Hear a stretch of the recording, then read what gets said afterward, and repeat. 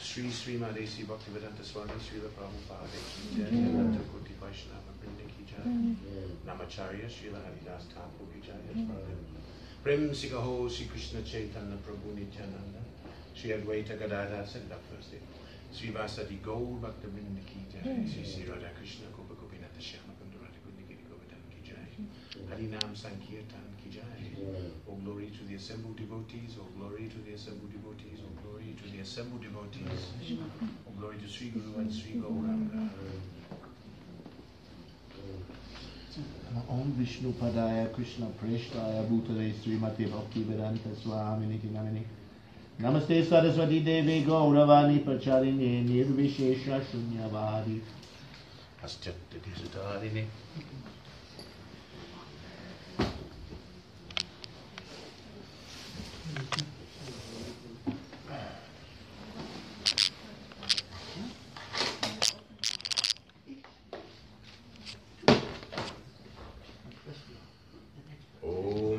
Mirandasya Gyananjana Salakaya Chaksurun Militam Yena Tasmai Sri Gurave Namaha Sri Chaitanya Mano Bistam Stapitam Yena Bhutale Swayam Rupagadamayam Dadati Swapadantikam.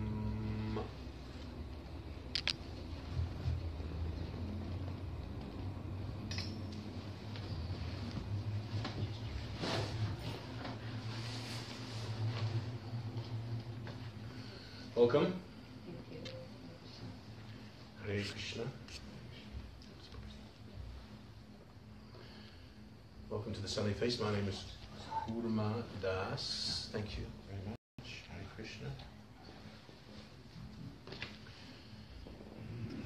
Who's here for the first time tonight?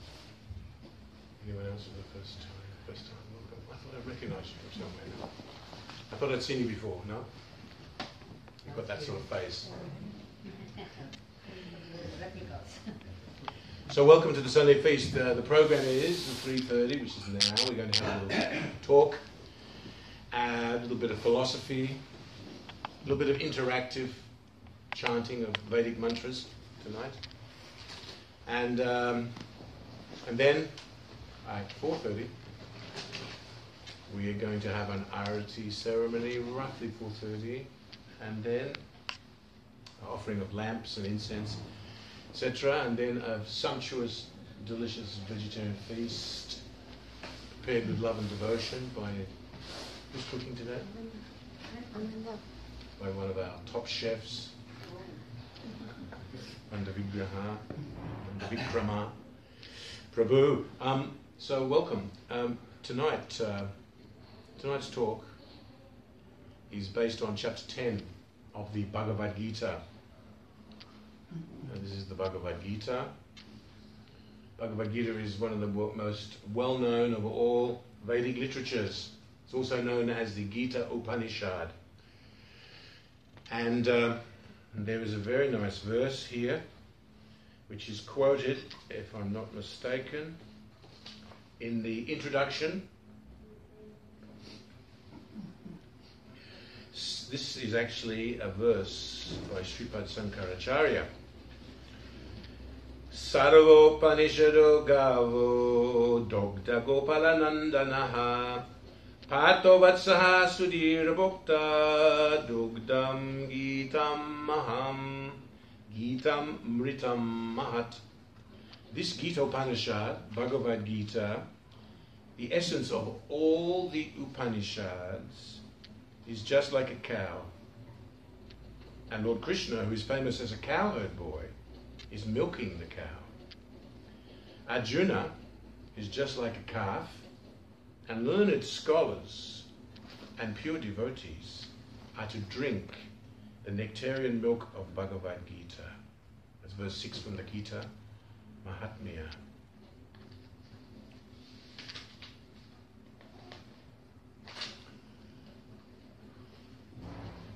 So Krishna is the cowherd boy and Arjuna is like a calf.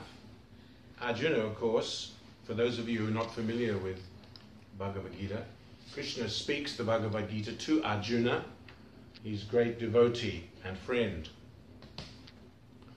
And it's a conversation between those two great souls. And there are 18 chapters of Bhagavad Gita, 700 verses. Tonight we're going to talk about and chant the 10th chapter, which is known as Vibhuti Yoga. Vibhuti Yoga, which is also translated as the opulence of the Absolute. What is Vibhuti? You've heard of yoga. You may or may not know the real meaning of yoga. Most of you, I'm sure you do, but yoga means to connect. The English word yoke, just like you have a bull is yoked with another bull with a, I don't know the crosspiece. But the crosspiece, there's a name for it. I'm not a farmer. It's a yoke, actually. Of course it is. So a yoke. It's a yoke. And the bulls are therefore joined together and they do their ploughing. So the word yoke comes from the Sanskrit yoga, a connection. So yoga means to connect with God. And Vibhuti Yoga, each of the subject matters, each of the chapters of Bhagavad Gita deal with a different subject matter. And chapter 10, Vibhuti Yoga, deals with the science of understanding the opulences of the Absolute and how to connect with God by understanding His opulences. That is the meaning of Vibhuti. It means a specific, extraordinary opulence. Not an ordinary quality, but something extraordinary. Now, of course, you extraordinary opulences, but we're tiny parts of God. We're tiny sparks of God. We also have opulences. Every species of life exhibits some extraordinary opulence. Even in the lower species, birds, for instance, birds can fly without any equipment needed. They don't need to book a ticket. They don't need to get on an aeroplane. They just fly. Their wings have been provided for them by God.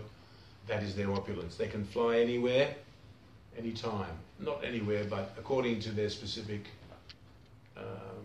species, they can fly a certain height. Some birds like to live on the ground. Some can soar very high, like the vultures. They can fly 3 miles high. And one of their specific opulences is that they have such good eyesight. They can see from 3 miles away, and they can see where is a dead body, because that's what vultures do. They're not like your robins and other nice little garden birds who just eat this and that. But the vultures, their specific diet is corpses, whether they be huge or little. But their particular opulences are that they can see from 3 miles up in the air where there is a little rat or a little mouse or something, and they can see it, and they'll go there and eat it. So that is like a mystic power almost. Vibhuti can also be translated as a mystical ability that's been given to them. Fish swim in the sea. We can't swim in the sea for very long without scuba equipment and etc., etc. But the fish live in the sea very nicely. They're very comfortable there. That is their vibhuti. And some creatures have very expert hearing. Dogs can hear from a long distance.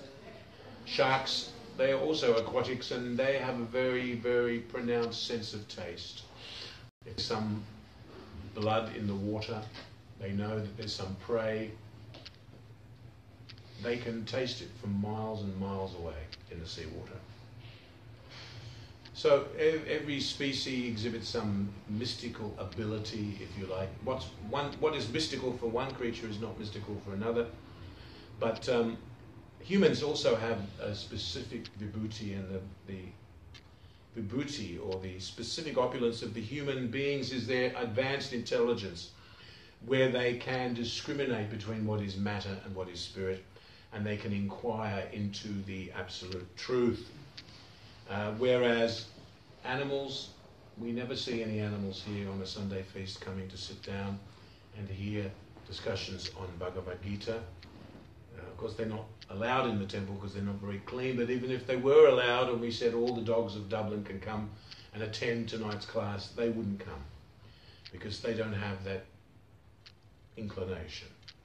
But human beings have an ability to understand elevated spiritual knowledge and inquire what is the purpose of life. Animals don't think that way. They don't think about where we come from, where we're going. They're not given that opportunity with that particular body, but we have that opportunity. That is the difference between the human beings and the animals. So on the subject of Vibhuti Yoga, as I said before, God has many opulences, and Hare Krishna, as you can imagine, his opulences are especially great because God is great. So his opulence is also great. And it is said that whatever opulences we may have as tiny spiritual beings, our opulences are just on loan, if you like, from God. They're God-given. Sometimes that term is used, God-given talent.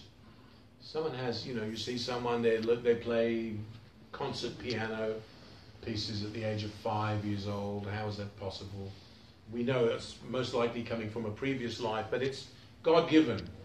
It's God-given. So we have some talent, we have some ability that's given by God. So tonight we're going to read about what Krishna says in the 10th chapter about some of his opulences. And Vibhuti Yoga means how to link with the absolute truth, the supreme, by understanding them. And if we read them, and we should hopefully get to understand what some of these opulences are.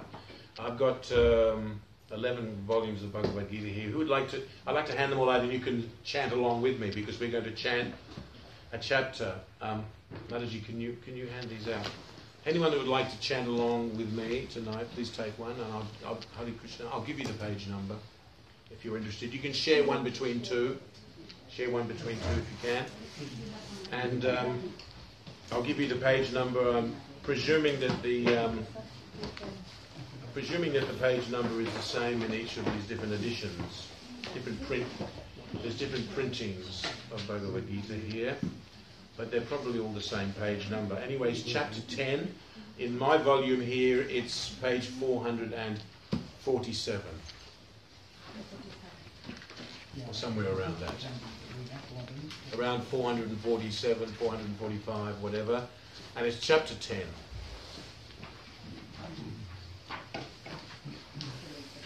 So in this chapter, Krishna discusses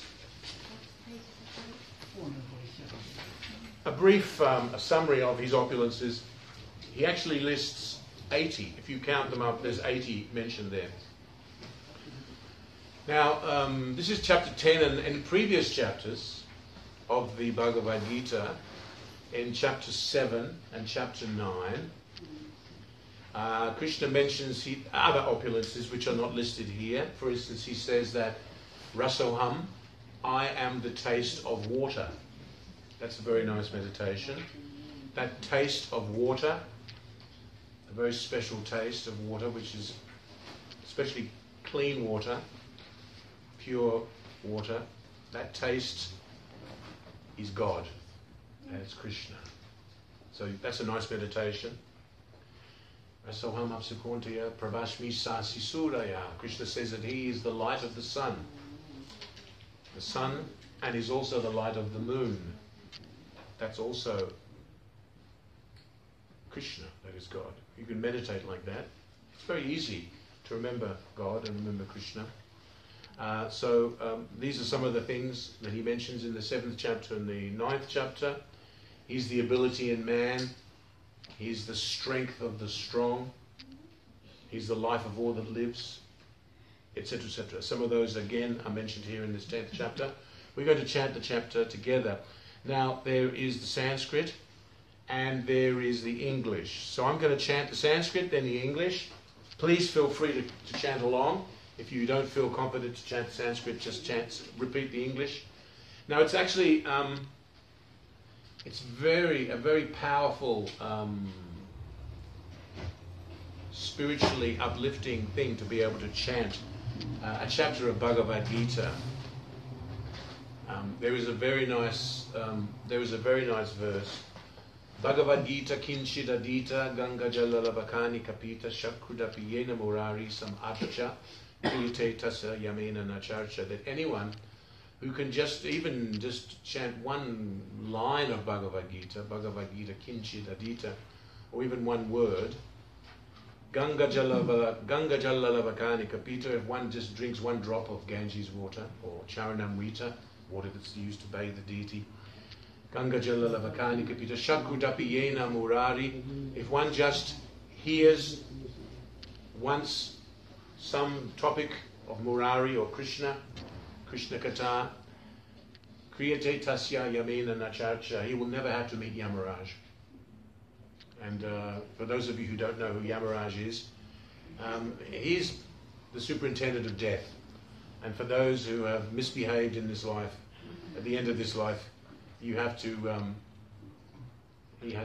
sometimes, if you're unfortunate, meet up with him, and he has to assign you your next body in the cycle of birth and death.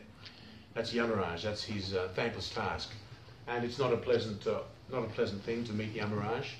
But anyone that takes part in any of those three things that I just mentioned, drinks a drop of Ganges water, once chants Hare Krishna, or hears discussions about Krishna, or chants a few words or one word even of Bhagavad Gita, then that opportunity of meeting Yamaraj is no longer possible, which is a good thing. So we'll chant this chapter now. And as I said, chant along if you can.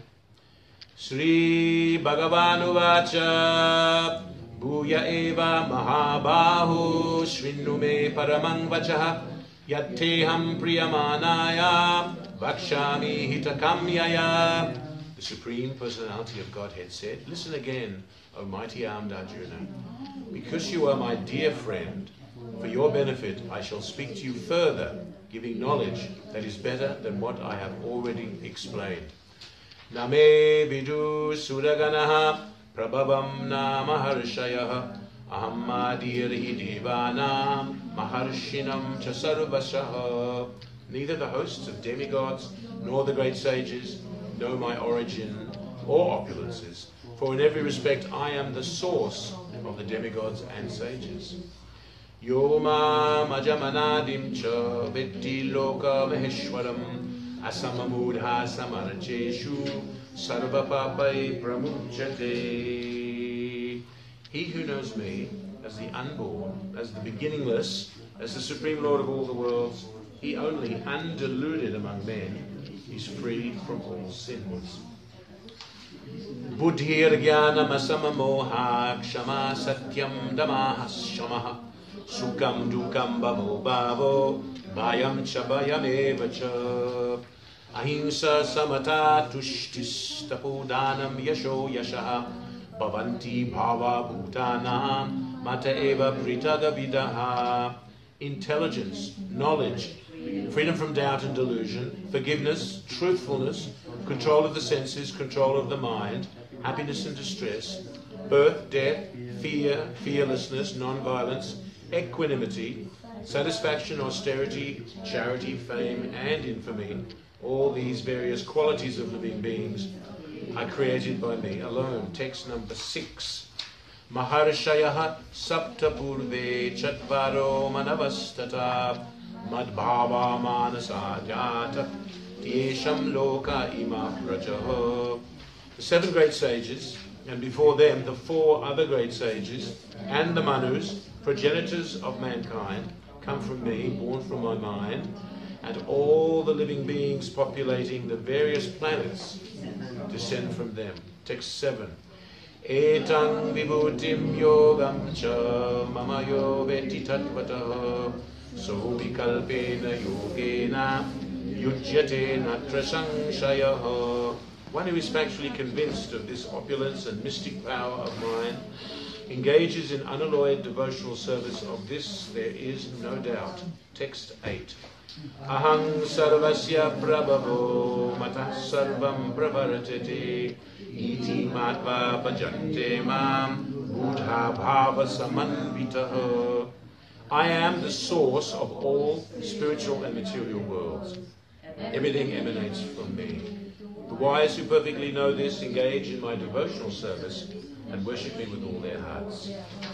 Matschita madgata prana bodayantaha parashparam katayanchascha mam nityam tushyanti cha ramanti cha. The thoughts of my pure devotees dwell in me. Their lives are fully devoted to my service, and they derive great satisfaction and bliss from always enlightening one another and conversing about me. Text 10. Tesham satata yuktanam bhajatam priti purvakam tadami buddhi yogam tam yena mamupayanti te. To those who are constantly devoted to serving me with love, I give the understanding by which they can come to me. By the way, if you haven't got a Bhagavad Gita on you, but you've got your mobile phone, of course you can look it up online and chant. Tesham evanukam partam mahammadhyana jang tamaha nashayami atma bhavasto jnana dipena bhashvata. To show them special mercy, I, dwelling in their hearts, destroy with the shining lamp of knowledge the darkness born of ignorance. Texts 12 to 13. Arjuna uvacha parang brahma parang dhamma pavitrang paramang bhavan purusham shashvatam divyam adidevam ajang vibhum ahustvam rishayas sarve devarshir naradastata asito devalo vyasah swayam chaiva pravishime. Arjuna said, you are the Supreme Personality of Godhead, the ultimate abode, the purest, the absolute truth. You are the eternal, transcendental, original person, the unborn, the greatest. All the great sages such as Narada, Asita, Devala and Vyasa confirm this truth about you, and now you yourself are declaring it to me. Text 14. Sarvame tadritang manye yanmang vadasi keshava Nahite bhagavan vyaktim vidur deva nadanavaha. I totally accept as truth all that you have told me. Neither the demigods nor the demons, O Lord, can understand your personality. Text 15. Swayameva atmanatmanam vettattvang purushottama bhuta bhavana bhutesha deva deva jagatpate. Indeed, you alone know yourself by your own internal potency. O Supreme Person, Origin of all, Lord of all beings, God of gods, Lord of the universe. Vaktumarhasya sheshena divyayatma vibhutayaha yabir vibhuti birlokan imang stvang vyapyatishtasi. Please tell me in detail of your divine opulences by which you pervade all these worlds. Katang vidyam mahang yogim stvam sada parichintayan keshu keshu cha bhaveshu chintyosi bhagavan maya. O Krishna, O Supreme Mystic, how shall I constantly think of you, and how shall I know you? In what various forms are you to be remembered, O Supreme Personality of Godhead? Text 18. Vistadinatmano yogam vibhutim cha janardana bhuyaha kataya triptirhi shrinvato nasti memritam. O Janardana, again, please describe in detail the mystic power of your opulences. I am never satiated in hearing about you, For the more I hear, the more I want to taste the nectar of your words. Text 19. Sri Bhagavanu Vacha Hantate Katayishyami Divya Yadma Vibhutayaha Pradanyataha Kurushreshta Nastyanto Vistarasya Me. The Supreme Personality of Godhead said, yes, I will tell you of my splendorous manifestations, but only of those which are prominent, O Arjuna, for my opulence is limitless. Aham Atma Gudakesha Sarva Bhuta Shayastitaha Amadischa Madhyamcha Bhutanamanta Evacha. I am the super soul, O Arjuna, seated in the hearts of all living entities. I am the beginning, the middle, and the end of all beings. Text 21. Adityana Mahang Vishnu Jyotisham Ravir Amsuman Marichir Marutamasmi Nakshatra Mahang Shashi. Of the Adityas I am Vishnu, of lights I am the radiant sun, of the Marus I am Marichi, and among the stars I am the moon. Vedanam Samavedosmi Devanam Asmi Vasavaha Indriyanam Manaschasmi Bhutanam Asmi Chetana. Of the Vedas I am the Samaveda. Of the demigods I am Indra, the king of heaven. Of the senses I am the mind, and in living beings I am the living force, consciousness. 23. Rudranam Shankaraschasmi Vittesho Yaksharakshasam Vasunam Bhavakaschasmi Meru Shikarinamaham. Of all the Rudras I am Lord Shiva. Of the Yakshas and Rakshasas I am the Lord of Wealth, Kuvera. Of the Vasus I am fire, Agni. And of mountains I am Meru. Purudasham Chamukyam Mam Vidhi Pata Brihaspatim Senaninam Maham Skandha Sarashamasmi Sadara. Of priests, O Arjuna, know me to be the chief Brihaspati. Of generals, I am Kartikeya, and of bodies of water, I am the ocean. Text 25.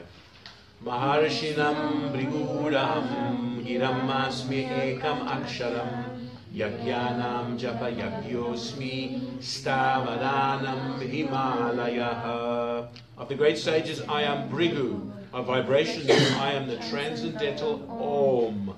Of sacrifices I am the chanting of the holy names Japa. And of immovable things I am the Himalayas.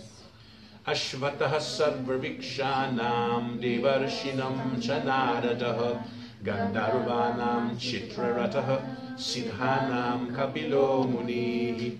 Of all trees I am the banyan tree, and of the sages among the demigods I am Narada. Of the Gandharvas I am Chitrarata, and among perfected beings I am the sage Kapila. 27.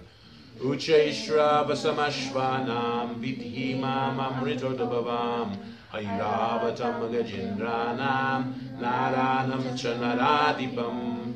Of horses know me to be Ucheshrava, produced during the churning of the ocean for nectar.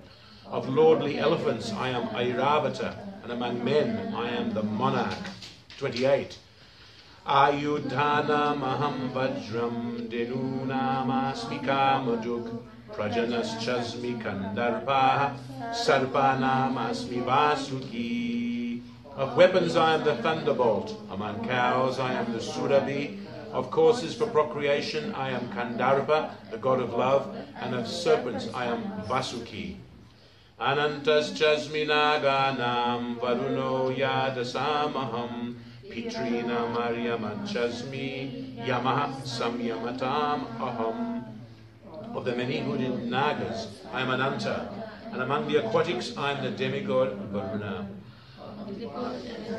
I am Aryama, and among the dispensers of law I am Yama, the lord of death. 30. Praladas Chasmidai Janam Kalahat Kalayamatamaham Mriganam cha mrigendroham vainanteyas cha pakshinam. Among the Daitya demons I am the devoted Prahlada. Among subduers I am Time. Among beasts I am the lion. And among birds I am Garuda. 31. Pavanaha pavatamasmi Rama Shastra Pritamaham Jasanam Makaraschasmi Shrotasamasmi Jannavi. Of purifiers I am the wind. Of the wielders' weapons I am Rama. Of fishes I am the shark. And of flowing rivers I am the Ganges. 32. Sarganama nirantascha madhyam chaivaham arjuna adhyatma vidya vidyanam vadaha pravadatamaham. Of all creations I am the beginning and the end, and also the middle, O Arjuna. Of all sciences I am the spiritual science of the self, and among logicians I am the conclusive truth. 33. Aksharana makarosmi dvandvasamasi kasyacha ahameva kshayah kalo dataham vishvato mukha. Of letters I am the letter A, and among compound words I am the dual compound. I am also inexhaustible time, and of creators I am Brahma. 34. Mrityu sarvaharascha ham udbhavascha bhavisyatam Kirti Shri Rakcha Narinam Smriti Medhadritik Shama. I am all devouring death, and I am the generating principle of all that is yet to be. Among women I am fame, fortune, fine speech, memory, intelligence, steadfastness and patience. 35. Prihatsama tata samnam Gayatri chandasamaham Masanam margashirshoham Ritunam kushumakaraho. Of the hymns in the Samaveda I am the Brihat Sama, and of poetry I am the Gayatri. Of months I am Margashirsha, November, December, and of seasons I am flower-bearing spring. Text 36. Dyutam chalayatam asmi tejas tejasvinamaham Jayosmi vyavasayosmi sattvam sattvavatam maham. I'm also the gambling of cheats, and of the splendid I am the splendor. I am victory, I am adventure, and I am the strength of the strong. 37. Vrishninam vasudevosmi pandavanam dhananjayah muninam abhyaham vyasa kavinam mushana kavihi. Of the descendants of Vrishni I am Vasudeva, and of the Pandavas I am Arjuna. Of the sages I am Vyasa, and among great thinkers I am Ushana. Dando damayatam asmi nitirasmi jigishatam maulam chaivasmi guhyanam jnanam jnanavatam maham. Among all means of suppressing lawlessness I am punishment, and of those who seek victory I am morality. Of secret things I am silence, and of the wise I am the wisdom. 39. Yachchapi sarvabhutanam bijam tadaham arjuna natadasti vinayatsyan maya bhutam characharam.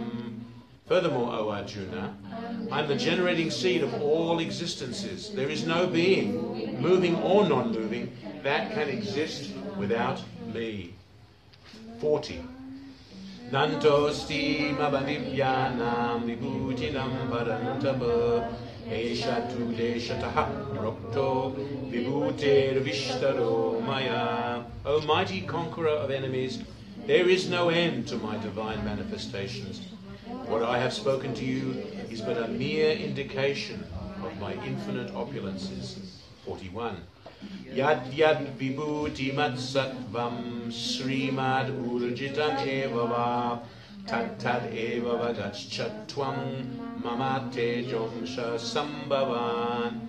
Know that all opulent, beautiful and glorious creations spring from but a spark of my splendor. Atava bahune tena kinga tena tavarjuna vishtapyahamidam krishnam ekangshe stito jagat. But what need is there, Arjuna, for all this detailed knowledge? With a single fragment of myself, I pervade and support this entire universe. Om Tat Sat Iti Srimad Bhagavad Gita Supanishatsu Brahma Vidyayam Yoga Shastre Sri Krishna Arjuna Sangvade Vibhuti Yoga Nama Dashamo Adhyayaha. Thank you for chanting along so nicely. It's a very, very purifying activity to chant one chapter of Bhagavad Gita every day. You can either chant, see, it only took us like 15 minutes or so. You can chant the Sanskrit and the English, or you can just chant the Sanskrit if you're a bit of a Sanskrit person, or you can just chant the English. But it's very uplifting, very purifying, very powerful. So I thought I'd just talk a little bit in the time we have remaining about what we've been chanting today. Arjuna is asking Krishna to explain his opulences. And Krishna starts this chapter by explaining to Arjuna, because he is a very dear friend, he will explain to him knowledge, more knowledge than what he has explained before, because this is chapter 10. Krishna is seated on the chariot along with Arjuna. Krishna has agreed to be the chariot driver of Arjuna on the great battle of Kurukshetra. And this is actually, the Bhagavad Gita is from the Mahabharata, and it is one small part of the Mahabharata. And it is the part where the battle is just about to commence, and Krishna and Arjuna are seated on the chariot. And this whole Bhagavad Gita was a conversation before the battle began, and it only took an hour or so, because Krishna was speaking. There were no translations into English. It was just Krishna speaking to Arjuna in Sanskrit. And the conversation took a little over an hour.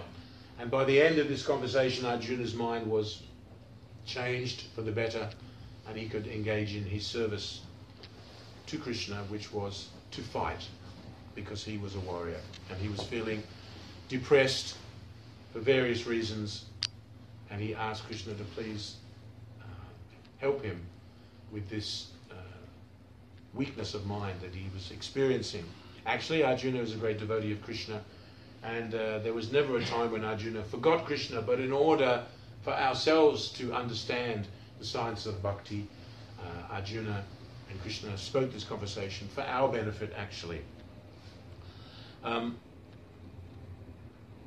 Now, this particular chapter deals with Krishna's opulences. If we understand the opulences of God, then we'll be more inspired to serve God.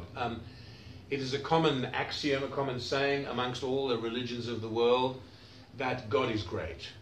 Everyone who is on the path of religion, no matter what the particular religion will be, will say that God is great. And they'll say it in whatever language they speak. Whether you study the Bhagavad Gita, whether you study the Vedas, whether you study the Quran, whether you study the Bible, everyone agrees God is great. But how is God great? Now, if you know how God is great, and more, if you know about him, then you'll more appreciate him. Just like you're introduced to someone, and oh, this is so and so. He's a very important person. You shake his hand, and then. But if you know more about this person, oh, did you know he's actually the wealthiest man in Ireland? Oh, yes, and he's the head of this organisation, and he's the head of this particular charity, and he runs this particular company. Oh, that's him. Oh, I see. And you get to understand more about him, then you'll get to appreciate some of his good qualities more. So similarly, if you understand how God is great, you'll get to appreciate him more, and you'll be able to worship him with full intelligence and understanding. So in the second of the verses, you may want to refer to some of these verses as we go along, maybe not. But in the second verse, Krishna says to Arjuna that actually, he says, neither the host of demigods nor the great sages know my origin or opulences, for in every respect I am the source of the demigods and sages. And Srila Prabhupada mentions in his explanation, his purport, that none of us can understand our own source. Just like the other day, someone was telling me they were looking at a picture of their grandfather, and they said they put their picture of their grandfather on their Facebook page. They said he was a great Vaishnava. He belonged to the Vallabha Sampradaya. He was a worshipper of Krishna. He said, unfortunately, I never met him. So some of us may not have met our grandfather. I never met one of my grandfathers because they'd already passed away before I was born. And very few of us would have met our great-grandfather. Some of us may. But as far as our great-great-grandfather or our great-great-great-great-grandfather, you can only hear about them, but you don't know much about them. You may have some history, but you may know nothing about them. So it's impossible for us to know our own source. But Krishna here mentions in the Bhagavad Gita to Arjuna that he is the source of everyone. And everyone originally is coming from Krishna, and he'll speak about that further as we read on. He says that in verse number 6, the 7 great sages, and before them the 4 other great sages, and the Manus, the progenitors of mankind, come from me, born from my mind, and all the living beings populating the various planets descend from them. This is, if you like, Vedic genealogy. Everyone's interested in, especially these days, understanding their origins. They're looking up their genealogical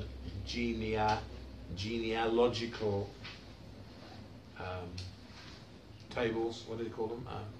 Genealogical charts. The history.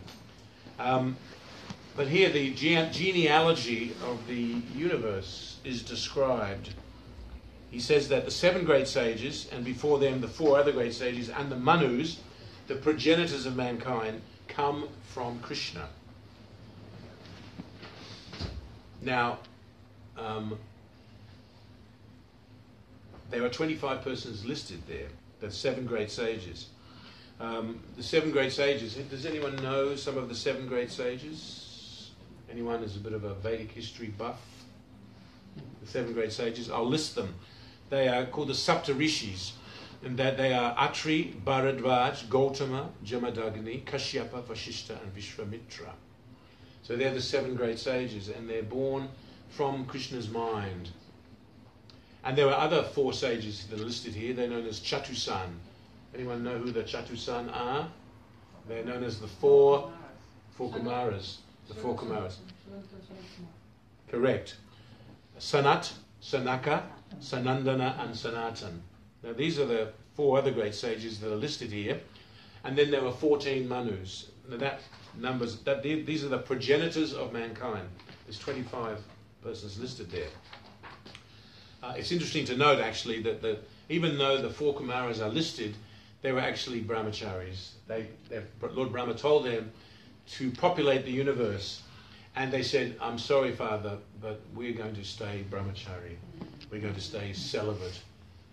And Lord Brahma was disappointed. Confirmed.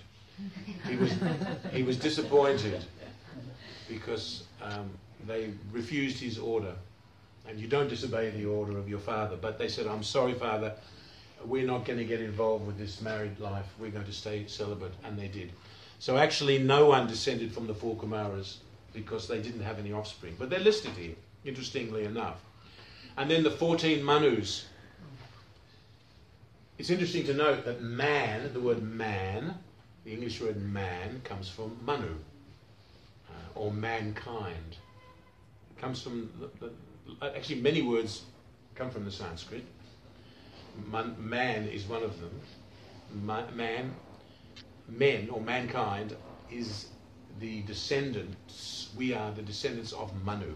There are actually 14 Manus. The current Manu is known as who? This is a tricky question. Vaivashvana Manu. Vaivashvata Manu. And there are 14 of them. And each Manu reigns for 71 Mahayugas, or 71 cycles of 4 yugas, which is a very, very long time. We're talking vast universal time. We're talking about a total of 306,720,000 solar years. That's the reign of one Manu, and there are 14 Manus. So this is serious stuff. So if you search back. Your father, your father's father, your father's father, his father, his father, his father. If you keep tracing back way beyond the genealogical charts, it'll be off the chart. You'll go and you'll find Lord Brahma. Or before Lord Brahma, you'll find all these great sages, 25 persons that are listed here, and then before him, Lord Brahma, before them, Lord Brahma, and then from Krishna. Krishna is the origin of everyone. So, now, then Krishna says in verse 7, one who is factually convinced of this opulence and mystic power of mine engages in unalloyed devotional service. Of this there is no doubt. So just like I was explaining, when you find out more about a person, just say a mundane, very mundane example, people like to go online and be introduced to someone, find some partner online. You ask questions, or else, the facility arranges so all your things are listed there. You can find out about them. You want to know more about them. You're not going to want to have a relationship with someone you know nothing about. There's no picture and there's no information. You're not going to meet up with that sort of person. You want more information. Tell me about yourself. So Arjuna is saying here to Krishna, tell me about yourself. Then I can understand more about how wonderful you are, and then we will all benefit, because we're benefiting just from hearing this conversation. So one who is factually convinced of this opulence and mystic power of mine engages in unalloyed devotional service. Of this there is no doubt. When you understand how great God is, then you will naturally want to have a relationship with him.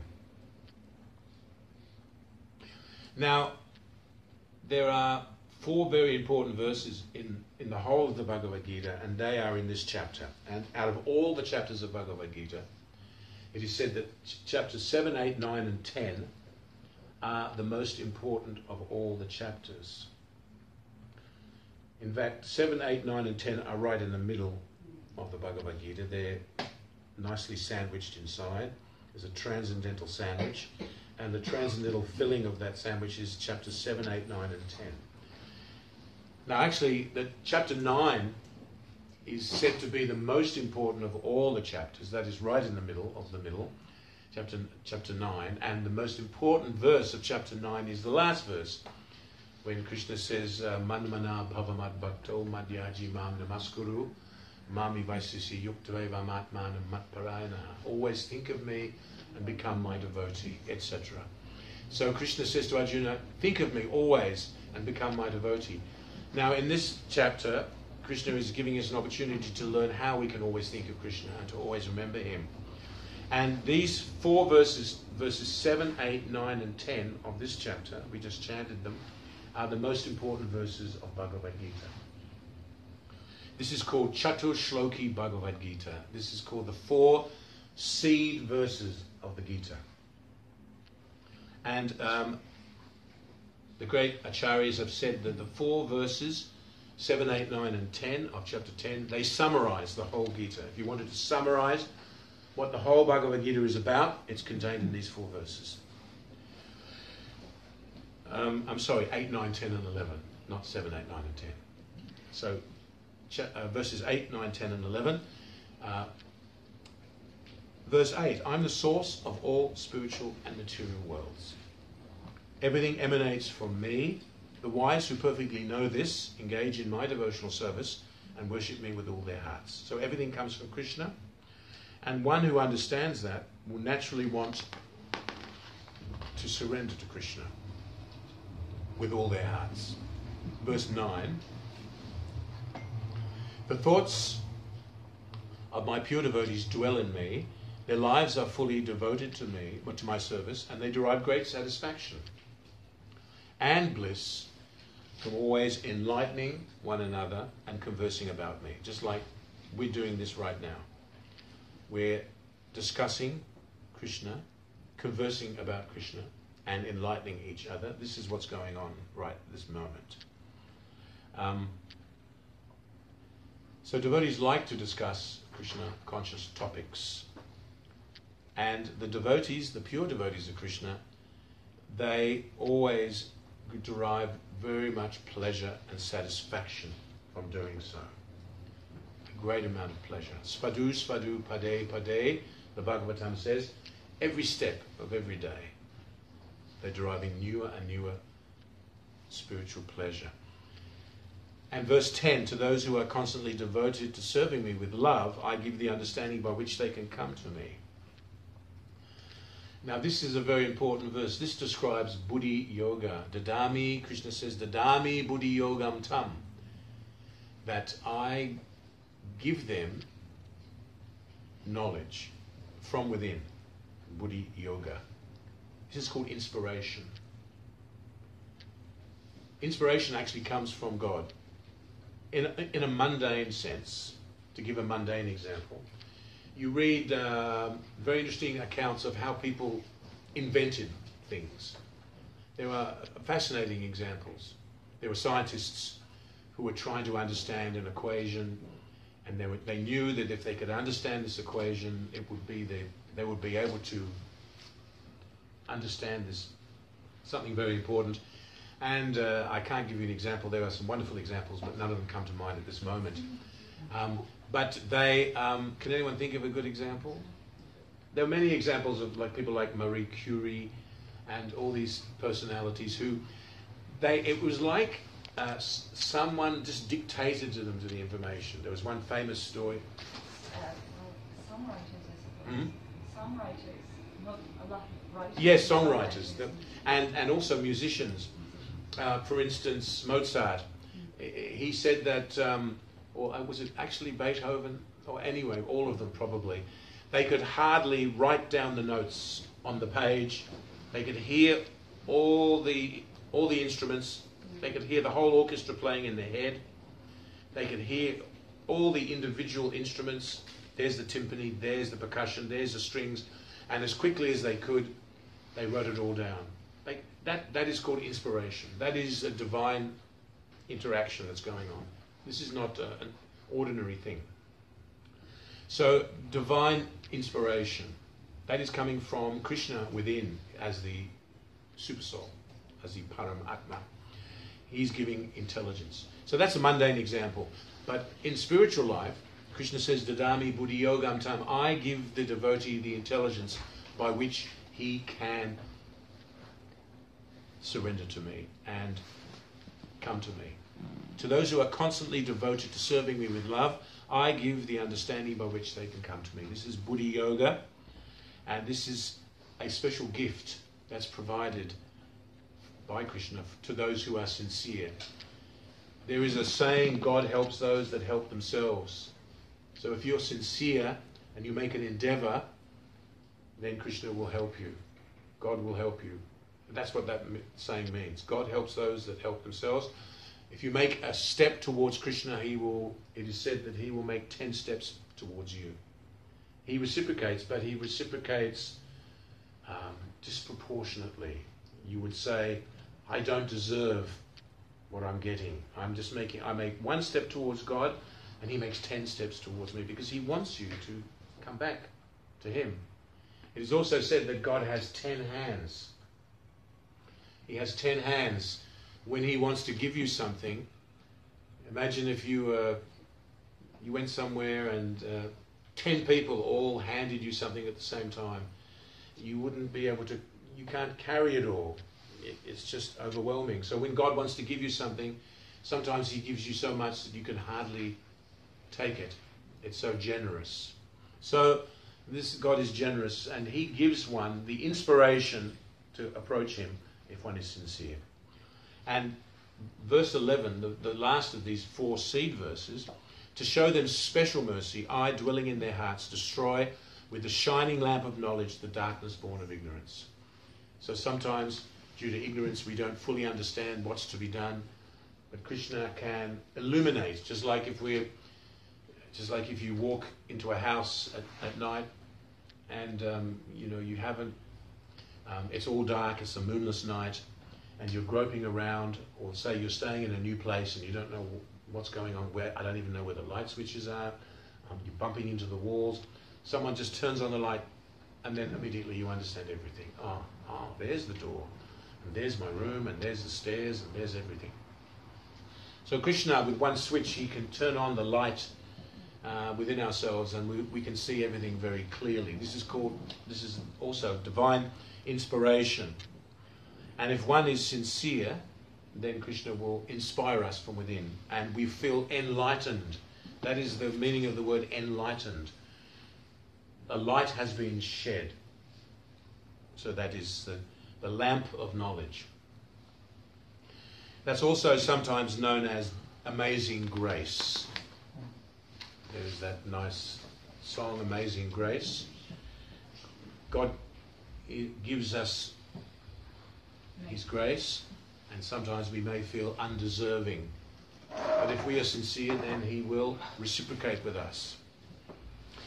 So those 4 verses, 8, 9, 10 and 11, if you're ever going to study 4 verses of the Gita, or you want to look up some essential parts of the Bhagavad Gita, they're the 4 first verses you should study and understand. They're very important. And now Arjuna says, next Arjuna speaks, and he says that I fully accept everything that you've told me. This is an important aspect of understanding spiritual knowledge. One should be humble. One should be submissive in the presence of the teacher. It's like if you go to school and the teacher starts giving you lessons, and then you stand up and you say, I don't believe it. I don't believe it. And the teacher will say, just sit down, don't disturb the class. And then you'll go on speaking and challenging the teacher. The teacher's not going to be very impressed. He's going to say, listen, you're disturbing this class. Everyone's listening nicely and you're disturbing. Don't be challenging. If you want to talk to me afterwards, you can talk to me, but don't disturb everyone. But if you're challenging and unsubmissive, there will not be a proper transmission of knowledge. And the same is there in spiritual knowledge. There's the guru and the disciple. The disciple has to be submissive and he has to hear attentively. One has to be humble in order to receive inspiration. Now then Krishna says to Arjuna, or rather Arjuna says to Krishna, please tell me of these divine opulences by which you pervade all these worlds.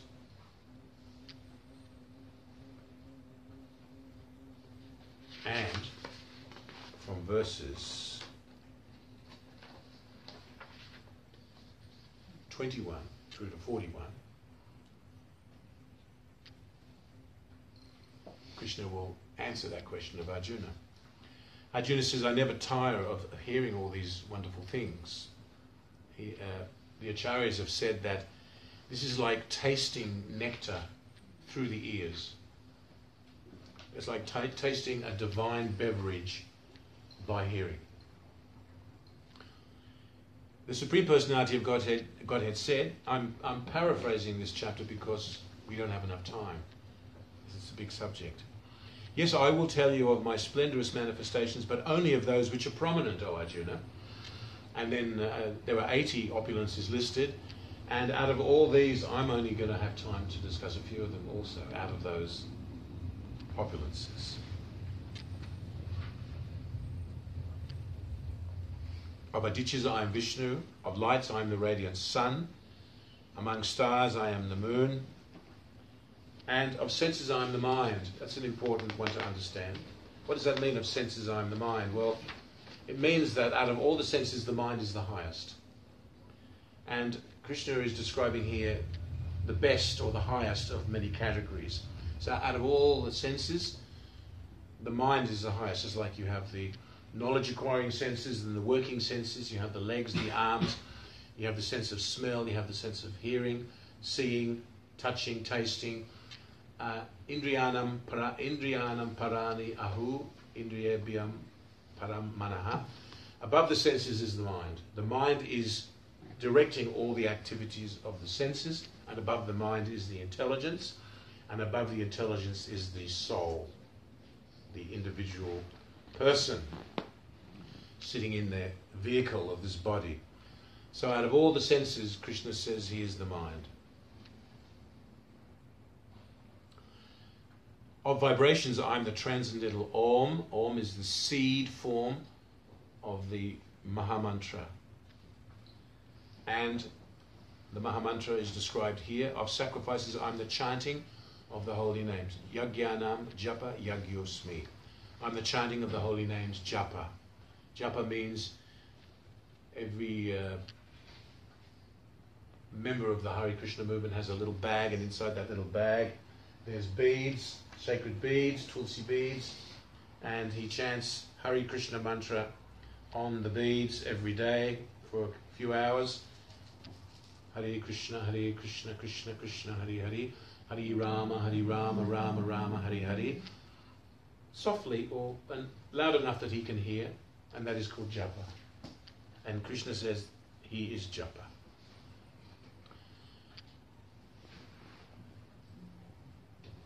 And then he explains, he is Yama, the Lord of Death. He is the monarch among men. Actually, the monarch or the prime minister or the president should actually be representing God. They should have the topmost qualities. They should be exhibiting the best of human qualities. Originally, the monarchs were very powerful sages in their own rights of a bygone age, and they were considered to be representatives of God, Naradeva. They were God in the form of man. But unfortunately, in this age of Kali, we don't see that anymore.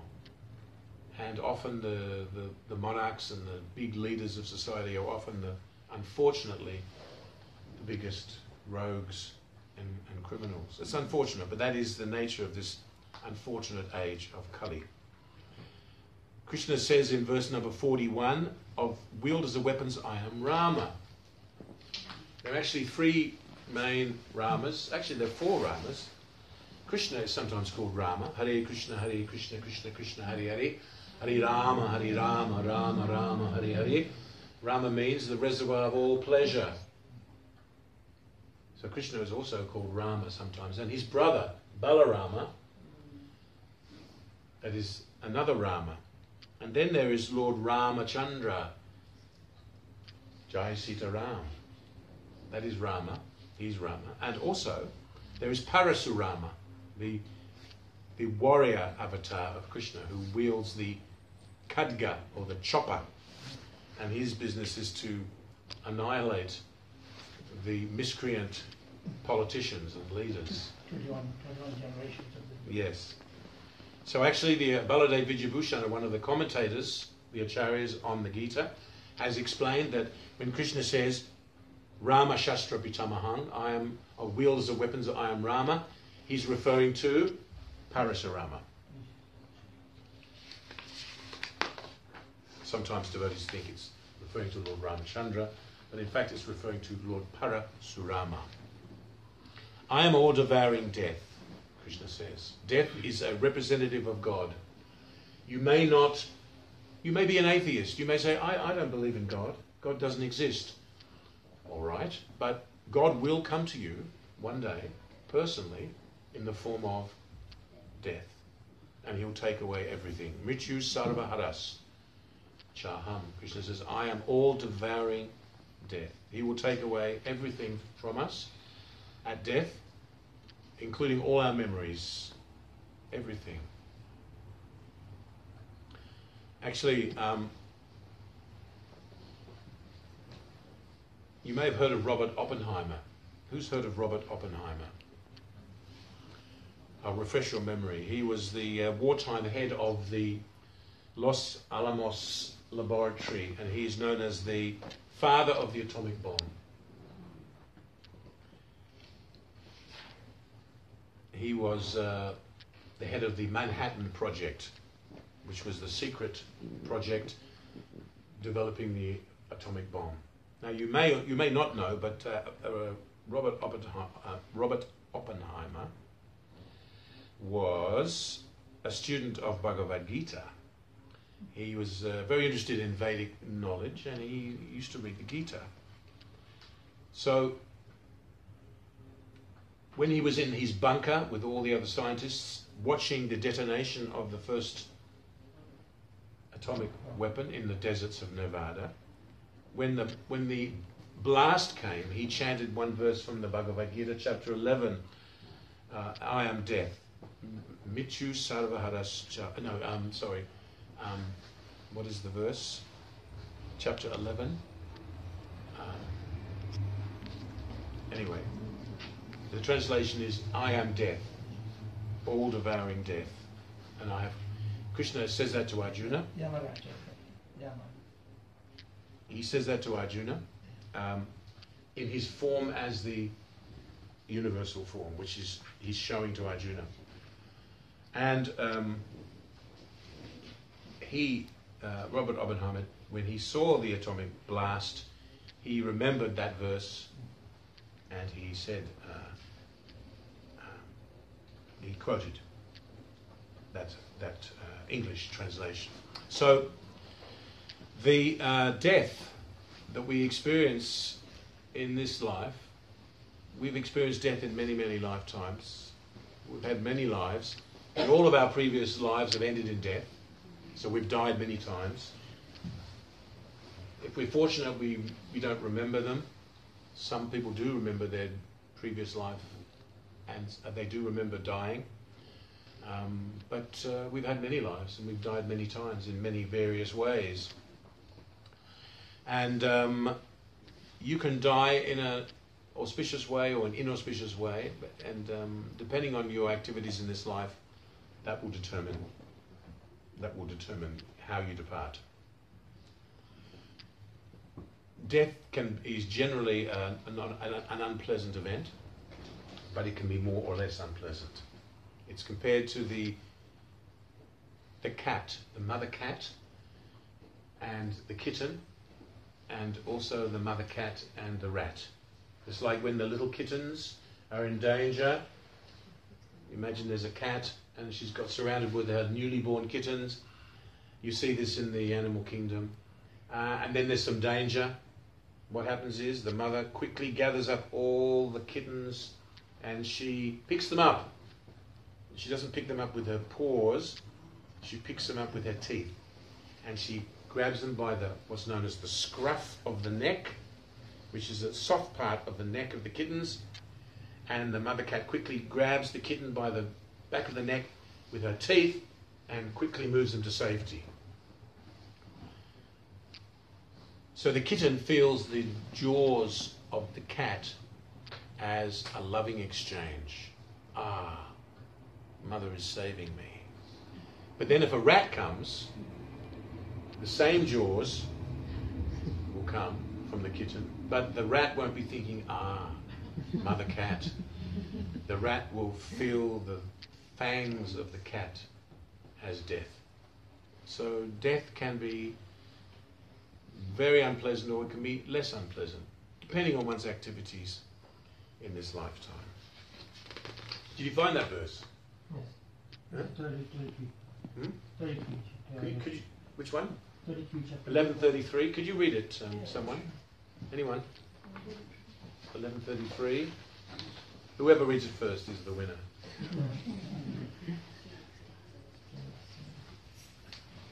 Now this is the verse that we mentioned that all of a sudden just left my mind.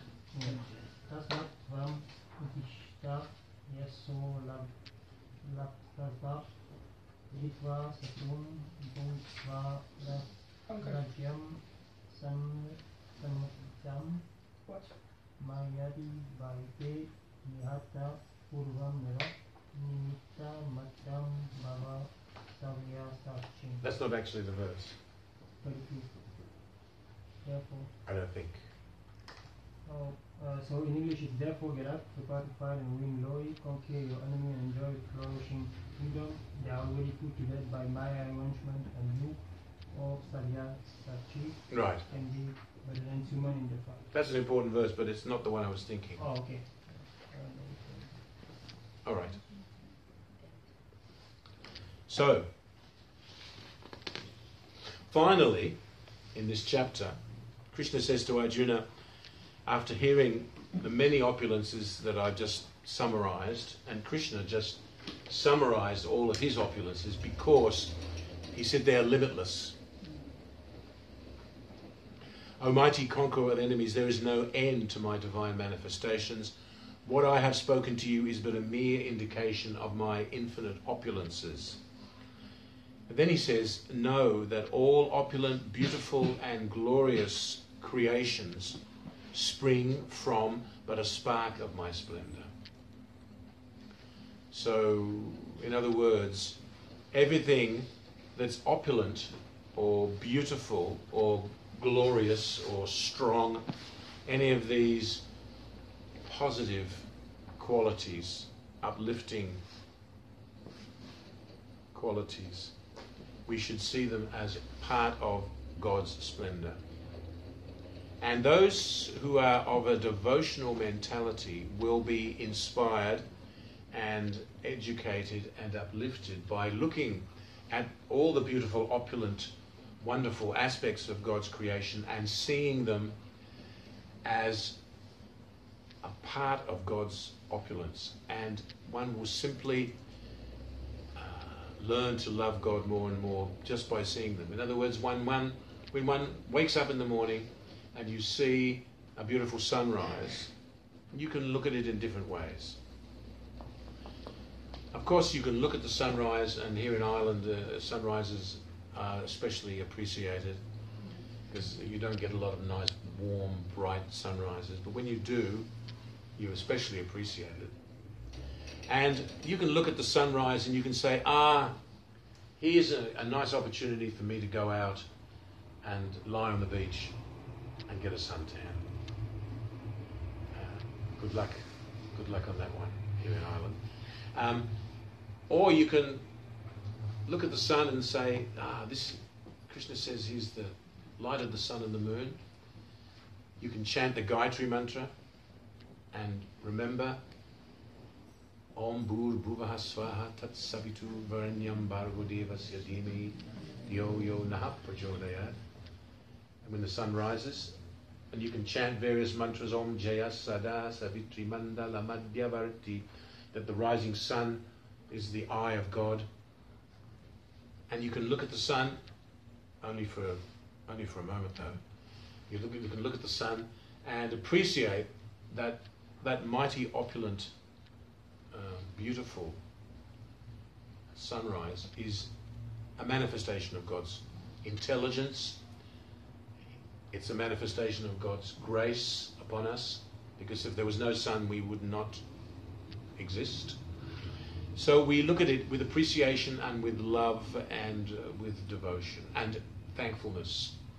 So that's just one example, but many of the things that are listed here in this chapter and other chapters of Bhagavad Gita give us an opportunity to love Krishna, to love God, and to be appreciative and thankful and humble. And these are all good qualities, and these are all important qualities in order for one to be happy in this world and to advance on the path of success. Does anyone have any questions or comments? So it was in chapter 11? Yes. Okay, awesome. Did you find it yet? Not yet. Okay. I apologise that I can't remember the verse. I can normally sling a few slokas, but that one's gone out of my head. So, any questions at all about any of the opulences? Who can remember? Anyone can recall a favourite opulence of Krishna that's listed here? Just top of your head. 8, 9, 11. 8, 9, 11. 8, 9, 11. Right.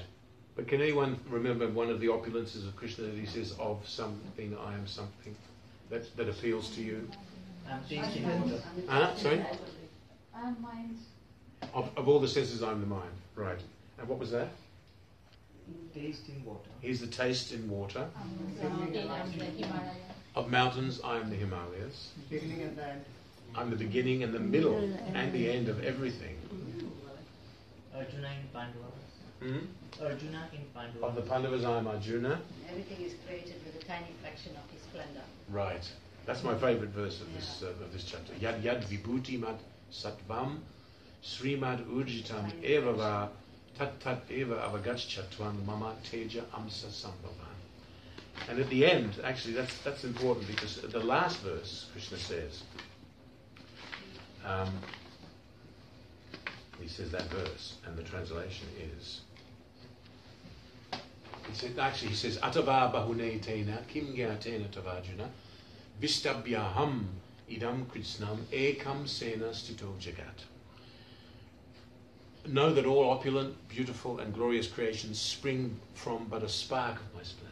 So these amazing things are just coming from a spark. So you look at the sun and how powerful the sun is. And Krishna says, actually, that's just coming as a spark of my splendor. Just like there's a roaring fire in front of you, and then a little spark of the fire pops out. It's very insignificant compared to the whole fire.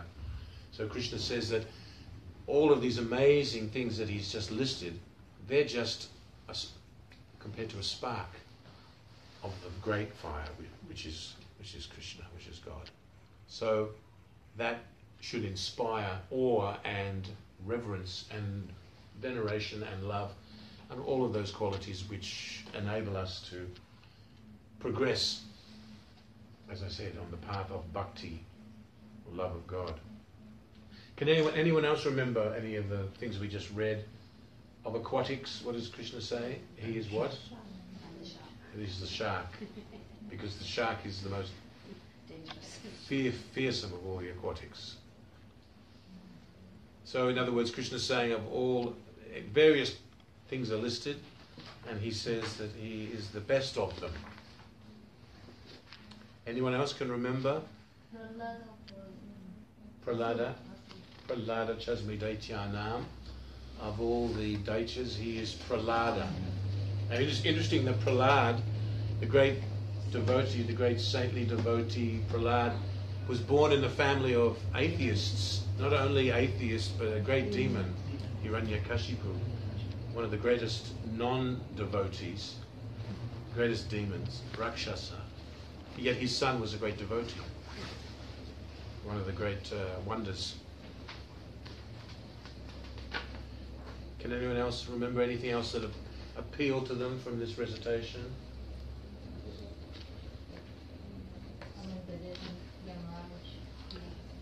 He is Yamaraj. Now, of course, he says that I am Yamaraj. Yamaraj would not say that I am Krishna, but Yamaraj is representing Krishna. So, in other words, just like the police, like if you meet a member of the Garda, he is representing the whole legal system.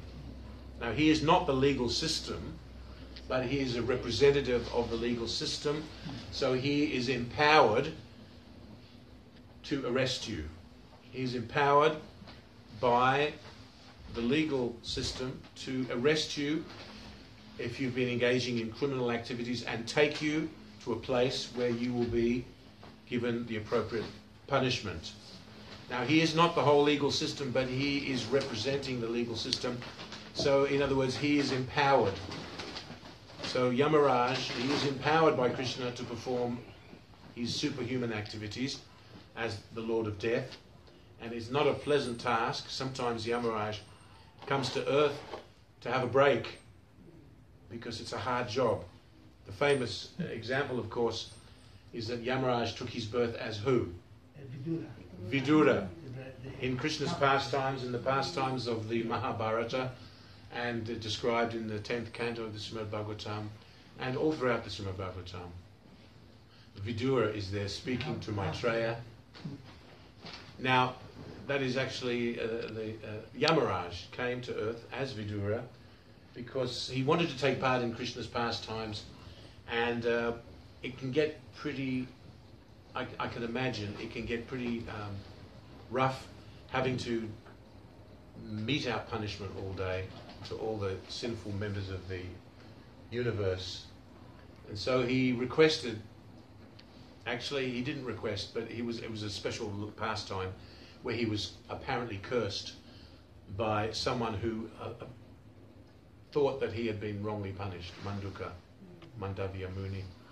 And he cursed Yamaraj to take birth on earth. But of course that was just a special pastime so he could get his exit papers, and he came to earth for 100 or so years and took part in Krishna's pastimes. And then he went back. While he was gone, Aryama took the post of Yamaraj. There has to be someone in charge while you're gone. It's a very important job. And then Yamaraj went back and took up his post again, refreshed after his transcendental holiday. So it's a hard job, but those persons who are empowered as the demigods to perform various tasks, they do so on behalf of Krishna. Just like Kali, Ma Kali, Mother Durga, they do their jobs on behalf of Krishna. Lord Shiva, he does his job on behalf of Krishna. They're very difficult tasks. Lord Shiva is in charge of all the ghostly, fallen Bhutas and Pretas and Rakshasas and the ghosts specifically. Those persons who are entrapped in a very unfortunate situation.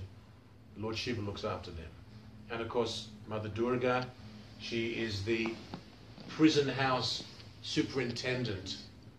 This material world is a prison. When you're in prison, you know, because there's bars on your cell and there's barbed wire surrounding the courtyard.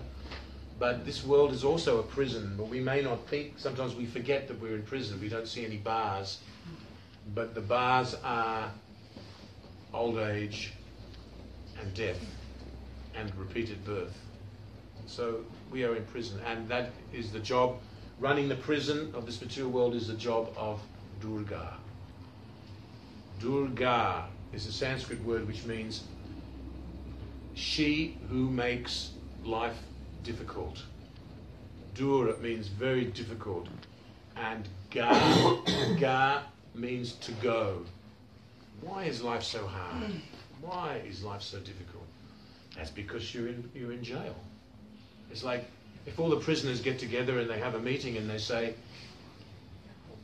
I don't understand, why is everything so difficult around here? I mean, you know, we get up and we have to walk around the cell, walk around the courtyard, and the food's terrible. We should have a meeting and write down some complaints, and the elder member of the prison who's been there a long time might say to them, you crazy person, we're in jail, man, we're in jail. What do you expect? So why is life so difficult? Because we're in jail. Because why do we get old, and why do we get sick, and why do our relationships fail, and why so many things? Because it's meant to be difficult, so that we're meant to come to the understanding that we don't belong here. It's like when you're in jail, it's meant to be a reformatory process. You're meant to be reformed, so by the time you come out of jail, you say, I'm never going back there again. I'll do whatever it takes to be a good citizen. That was terrible. So similarly, after being in this material world for many lifetimes and struggling, and no matter how good our life is at the moment, it's not going to stay that way. And we will get old, and we will get sick, and we will die. And eventually, we will come to some understanding why this is going on. Why is life so difficult? It's meant to be difficult because we're in jail, and there is another abode, paras tasmat tubhava anyo vyakto vyaktat sanatanaha. There is our real home, and that's where we're meant to be, not in jail. All right, so I've really gone over time tonight. But the feast usually turns out to be a bit late, so we may be okay. And I'm just wondering, actually, do we have anyone to offer arati? Mataji? Have you arranged it with her? Yes, it's actually prepared. It's all... Okay, okay, great.